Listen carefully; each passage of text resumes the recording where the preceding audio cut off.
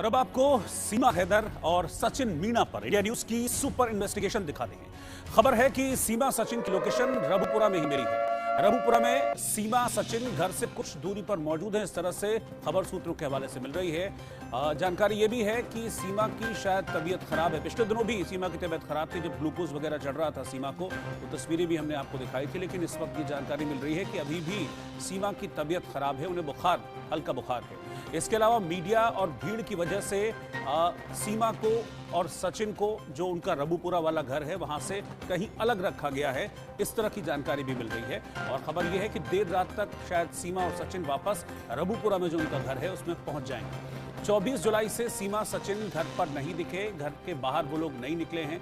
और ये भी खबर है कि जो सीमा और सचिन के चारों बच्चे हैं वो रबुपुरा वाले घर पर ही मौजूद हैं। दरअसल 24 जुलाई से 28 जुलाई हो गई है, लेकिन सीमा सचिन का कुछ पता नहीं है, वो घर पर दोनों दिखे नहीं हैं। जानकारी के मुताबिक सुरक्षा कारणों से सीमा और सचिन को रबुपुरा में ही किसी और घर में रखा गया है। और ये भी जानकारी मिल रही है कि आज रात तक सीमा और सचिन वापस रबुपुरा में अपने घर आ सकते हैं। सीमा हैदर की तरफ से राष्ट्रपति को दया याचिका भी लगाई गई थी पिछले दिनों। दया याचिका लगाने वाले सुप्रीम कोर्ट के सीनियर लॉयर एपी सिंह साहब इस वक्त हमारे साथ जुड़ रहे हैं। सिंह साहब, आपका बहुत बहुत स्वागत है इंडिया न्यूज में।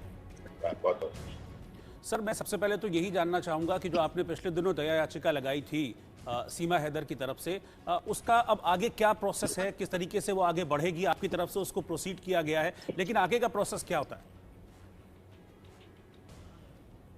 याचिका हैदर की नहीं लगी, याचिका लगी है सीमा मीणा, वाइफ ऑफ सचिन मीणा जी की याचिका लगी है। और निश्चित रूप से हमें देश के महामहिम राष्ट्रपति जी पर भरोसा है, वो अपनी जांच प्रक्रिया पर भरोसा है। एटीएस जांच कर रही है और अच्छी जांच कराए। मैं तो उसमें भी कहा है, आपके चैनल के माध्यम से भी कह रहा हूँ, एटीएस जांच कर रही है, हम सेटिस्फाइड। जितनी बार बुलाया जाता है वो बात अलग है।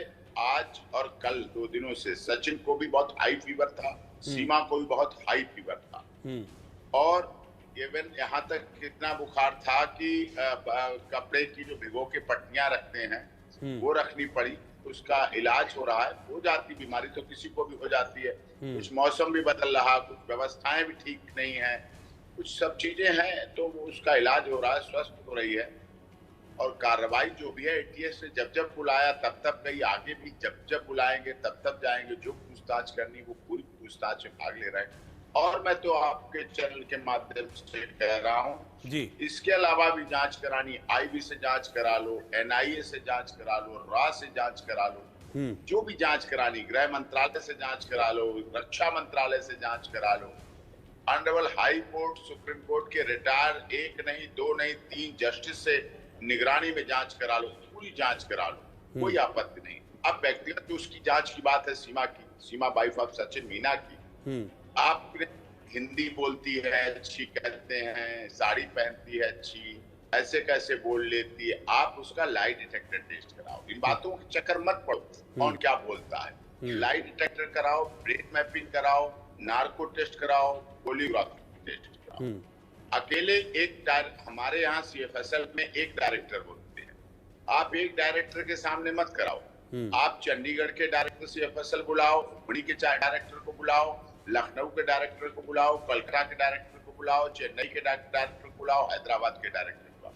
5-6 डायरेक्टर के समक्ष लाई डिटेक्टर टेस्ट करो, ब्रेन मैपिंग करो, पॉलीग्राफी करो, नार्को टेस्ट करो, ये सब जांचें देख लो।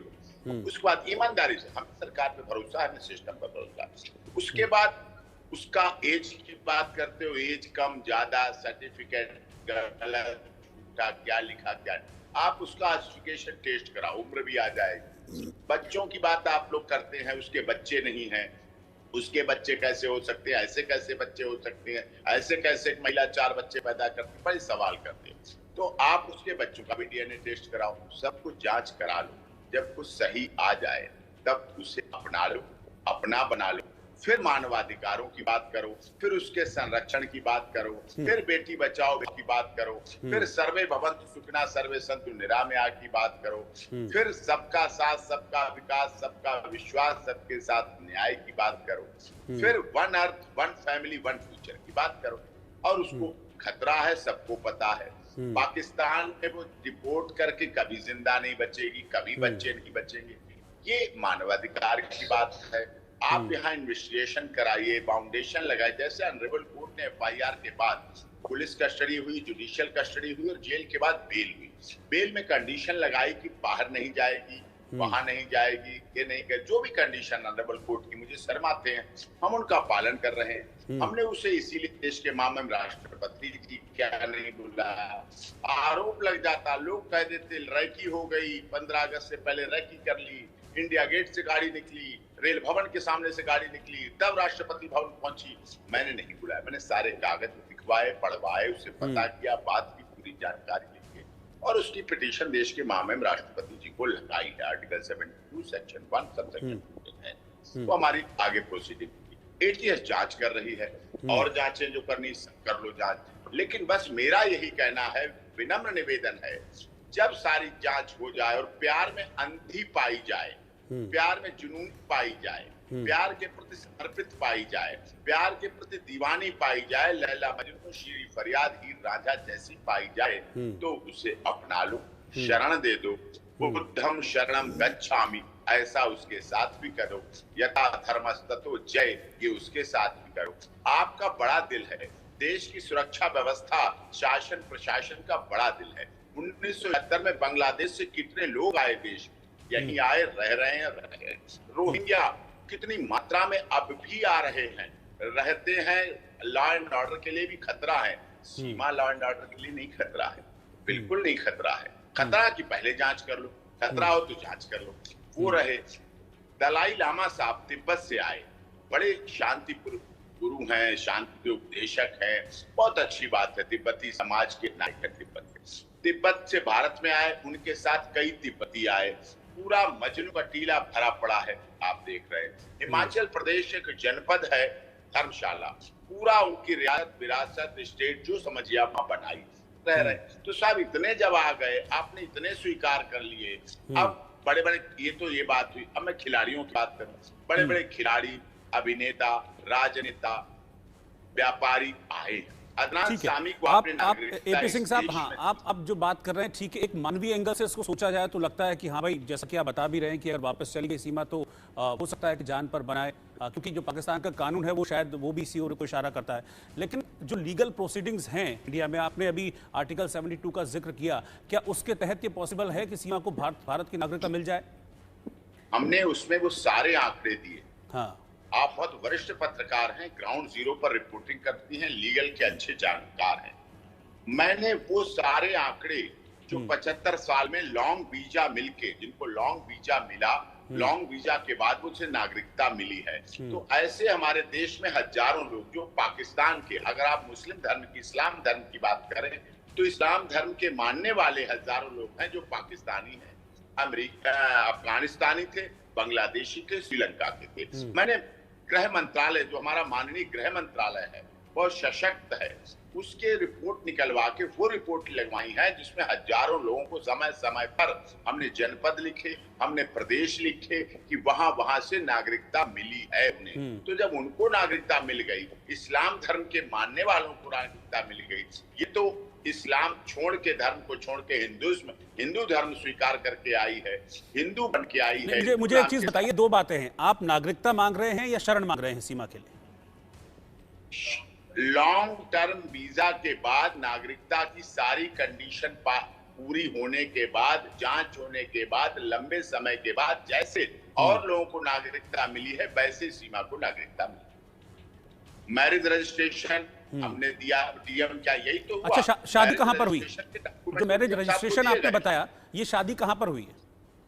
ये शादी हुई है काठमांडू में। वो 2 साल पहले से करवा चौथ रख रही थी, 2 साल पहले उसने होली भी मनाई, दीपावली। तो मैरिज डॉक्यूमेंट कहाँ का है? वो जो आपने मैरिज डॉक्यूमेंट रखा है सपोर्ट में, वो कहाँ का है सर जी? जो मैरिज डॉक्यूमेंट आप बता रहे हैं वो कहाँ का है? काठमांडू में शादी हुई? डॉक्यूमेंट वो काठमांडू का है, काठमांडू के पशुपतिनाथ मंदिर के परिक्षेत्र का है और वहां का है। हुआ होटल ही है, होटल का नाम भी है, होटल के बिल भी हैं, होटल के लोगों के नाम भी दिए। 8 दिन वहां रहे हैं सचिन और सीमा मीना रहे हैं, वहां विवाह हुआ है। मांग सिंदूर सब जो संस्कृति हिंदू रीति रिवाज से होता है वो सारा होके विवाह हुआ। उसके बाद फिर वो वापस बच्चों को लेने गई।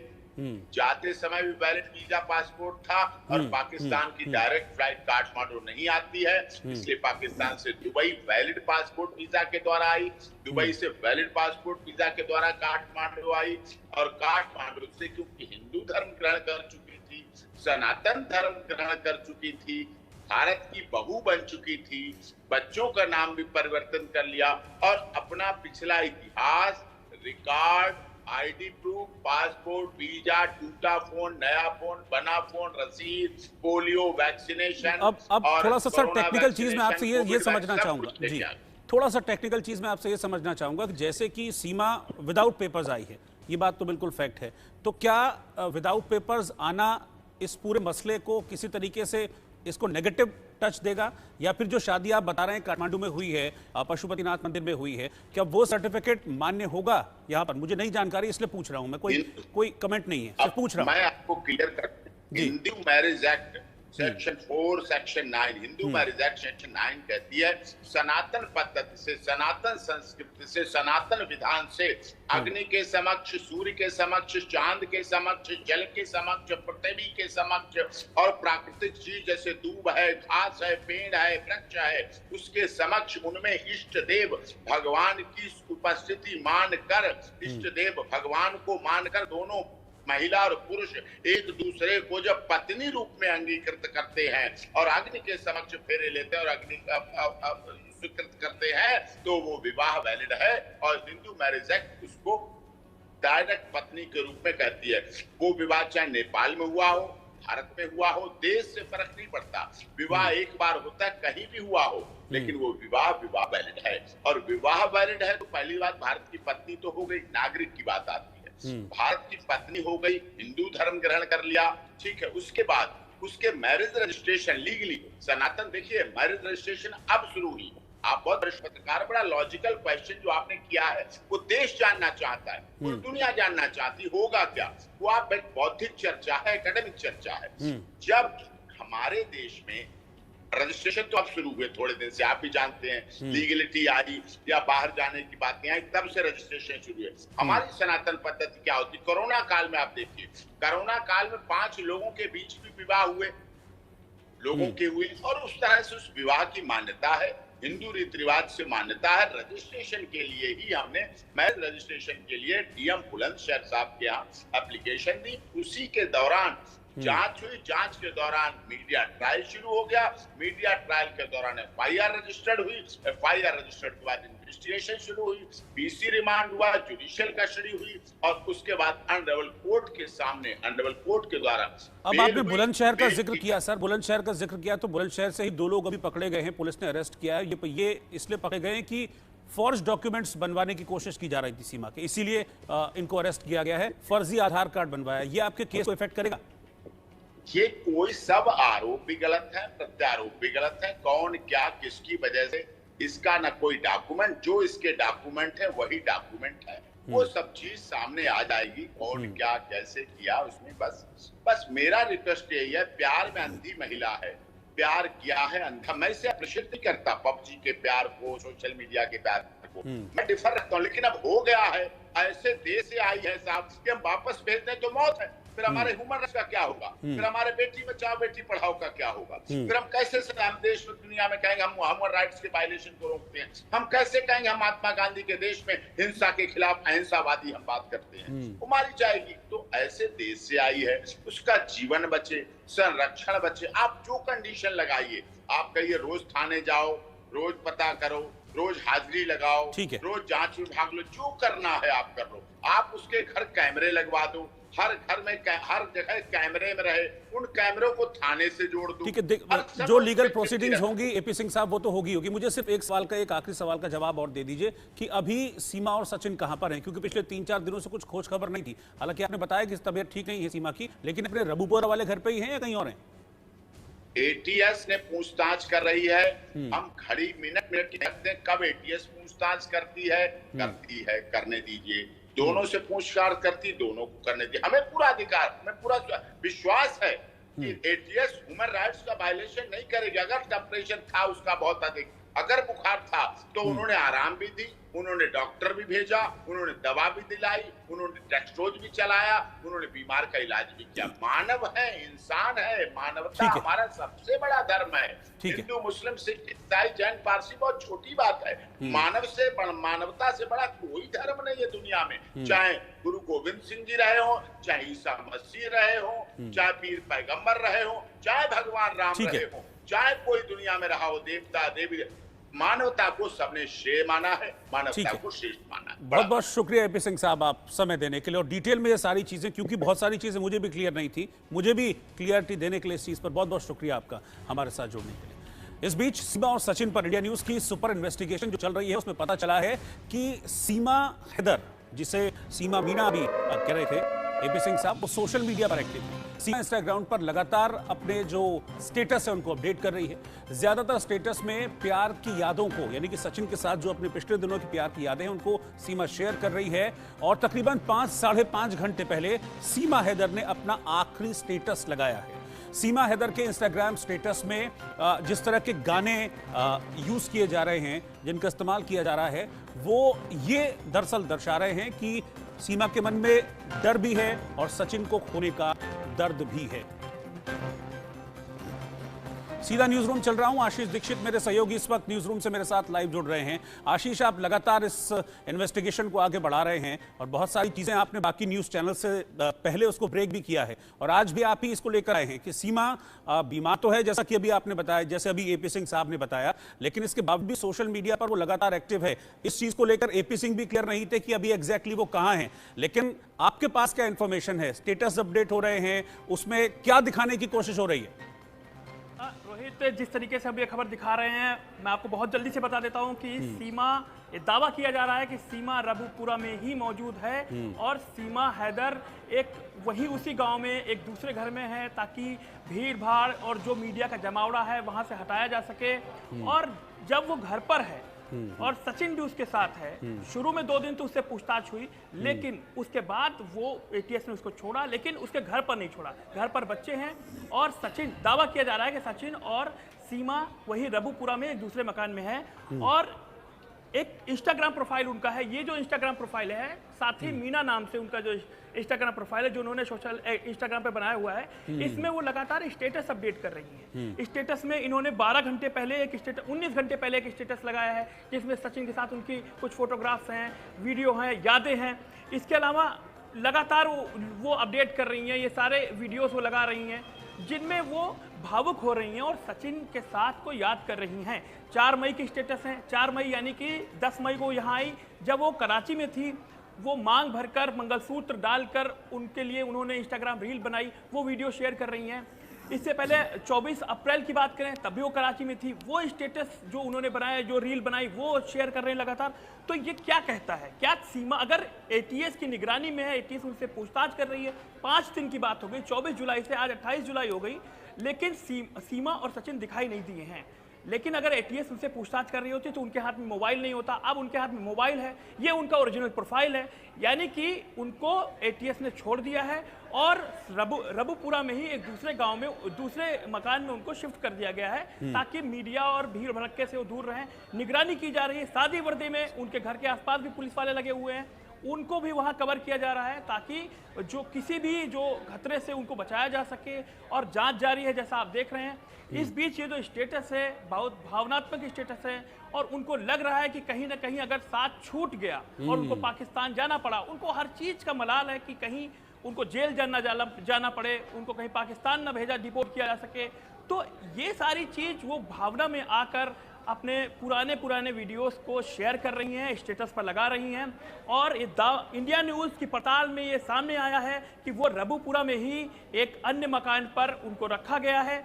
और देर रात ये भी खबरें आ रही हैं कि वो 4 बच्चे जो उनके घर पर, सचिन के घर पर मौजूद हैं, देर रात वो 1 या 2 बार शायद 2-3 दिन में बच्चों से मिलने भी आई हैं। ये भी खबरें इंडिया न्यूज़ के पास हैं। और ये दावा इंडिया न्यूज करता है। सूत्रों के हवाले से बात हम आपको बता बिल्कुल रहे हैं। आशीष, आप मेरे साथ, हाँ आप मेरे साथ बने रहिए। अब मुझे लग रहा है कि आप भी सीमा का दर्द महसूस कर रहे हैं, क्योंकि भावुक हो जा रहे हैं आप कुछ बात करते करते। खैर मैं आपके पास आऊंगा, लेकिन इस बीच एक और खबर आ रही है रबुपुरा से कि रबुपुरा में सचिन के घर के बाहर नोटिस चिपका दिया गया है, और इस नोटिस में मीणा परिवार की ओर से इस नोटिस को चिपकाया गया है, और इस नोटिस के जरिए अपील की गई है मीडिया से कि मीडिया से यह कहा गया है कि वो प्राइवेसी का हमारे सम्मान करें। उनमें यह लिखा गया कि मेरे परिवार को फिलहाल प्राइवेसी दीजिए, यानी कि हमको अकेला छोड़ दीजिए। ये नोटिस लगाया गया है, अंग्रेजी में ये नोटिस लिखा गया है, आपको बता दें।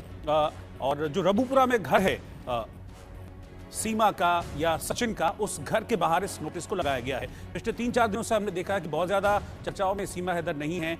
इसकी वजह, जैसा कि एपी सिंह साहब ने बताया भी, कि एटीएस उनको पूछताछ के लिए बीच में बुला रही है, पूछताछ के लिए लेकर भी जा रही है। 2 दिन से सीमा की तबीयत खराब है। इस बीच एक नोटिस लगाया गया है, ये नोटिस है जिसकी मैं जिक्र कर रहा हूँ। ये अंग्रेजी में नोटिस है कि media please respect my privacy, my family.